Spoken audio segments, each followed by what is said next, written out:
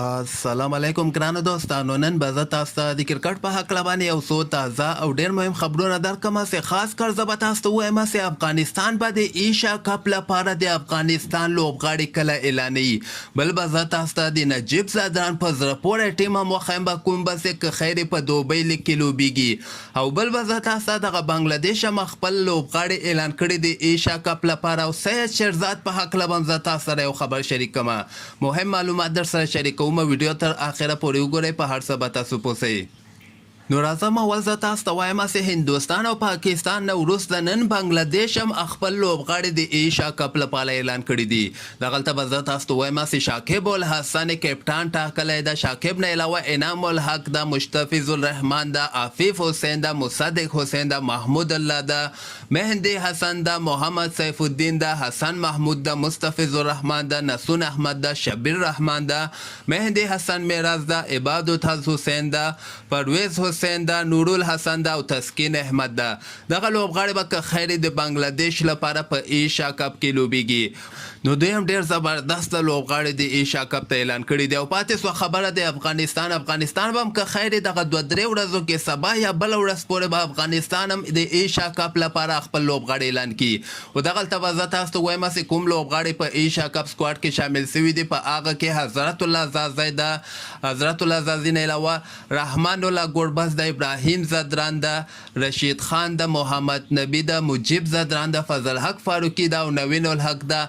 دغه لوبغاړي تقریبا کنفرم شوي دي او دغه نورو لوبغاړو باندې جنجال روان ده د افغانستان کرکټ بورډ کې. ګورو دا به سبا یا بله ورځ پورې معلومات وسي چې کوم لوبغاړي د ایشیا کپ لپاره د افغانستان ملي ټیم کې لوبه ترسره کوي. بل به زه تاسو ته د افغانستان د ملي ټیم پخوانی لوبغاړی سید شیرزاد نه موټر چا په ننګرهار کې پټ کړی ده او دغه تېره یو هفته راهیسې دغه موټر یې نه ده پیدا سوی دی. وایي ما عریضه هم کړې ده خو اوسه پورې موټر ما ته په ګوتو باندې نه ده راغلی. او د افغانستان خلکو نه یې دغه غوښتنه کړې که چاته هم دغه موټر معلوم وي نو ما سره مرسته وکړئ چې دغه موټر زه بیرته پیدا کړم. قیمت بیه موټر ورنه ورک سوی ده او دغه اوسه پورې د ته لاسته نه ده ورغلی.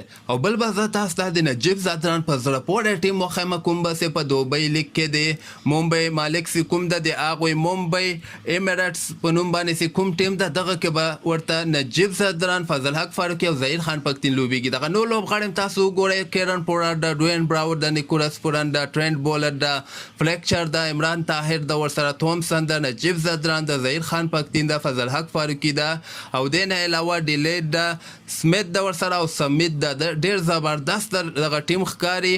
نو دغه به که خیر په دغه بل کال 2023 کې اولنۍ میاشته کې به دوبۍ لیګ کې د افغانستان دغه 3 لوبغاړي د ممبۍ لپاره لوبیږي. دې نه علاوه به زه تاسو ته وایم چې نیوزیلینډ په 2مه شروریزه لوبه کې ویسټ انډیز ته یوه بدترینه ماتې ورکړې ده. دغه لوبه کې نیوزیلینډ اول بیټینګ ترسره کړی، 214 رنزه ټارګېټ یې ویسټ انډیز ته ورکړی. ویسټ انډیز ټول ټیم 125 رنزه کړي دي او ټول اورونه هم ختم شوي دي. 9 لوبغاړي مې اوټ شوي. 90 رنزو باندې نیوزیلینډ دغه 2مه شروریزه لوبه ګټلې. دې نه مخکې یوه لوبه ترسره شوله، هغه منډه نیوزیلینډ په 13 رنزو باندې ګټلې وله. هغه لوبه کې نیوزیلینډ 116 رنزه ټارګېټ ویسټ انډیز ته ورکړی. ویسټ انډیز 102 پورې دغه رنزونه ورسول، بیا ټول اورونه ختم شول او لوبغاړي مې اوټ شوي ول. دغه نه علاوه سبا ته 3مه شروریزه لوبه ترسره کیدونکې ده او دغه لوبه د شپې 11 بجې د افغانستان په وخت باندې که خیر شروع کیږي. او دې نه علاوه به زه تاسو ته د رشید خان په هکله باندې یو خبر درکړم چې دغه تازه درجه بندۍ کې تاسو وګورئ د 50 اوریزو لوبه درجه بندۍ کې شاکب الحسن اول مقام لري چې 309 پوینټونه لري، محمد نبی 325 پوینټونو سره دویم مقام لري، رشید خان بیا 290 پوینټو سره دریم مقام لري او سکندر رضا بیا څلورم مقام ته راغلی ده چې 263 پوینټونه لري. او په اخره کې به زه تاسو ته د هندوستان مشهوره لوبغاړی مهندر سنګ دونی چې کوم ده دغه منټور یې ټاکلی، د هندوستان د ملي ټیم منټور مهندر سنګ دونی ټاکلی د ایشیا کپ لپاره او د T20 ورلډ کپ لپاره. یعنی مهندر سنګ دونی به دغه لوبغاړو ته مشوره ورکوي په ایشیا کپ کې.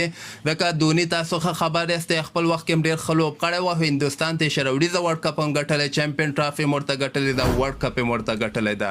همدغسې تازه خبرو لپاره تاسو دغه چینل هم در سره سبسکرایب کولی شئ.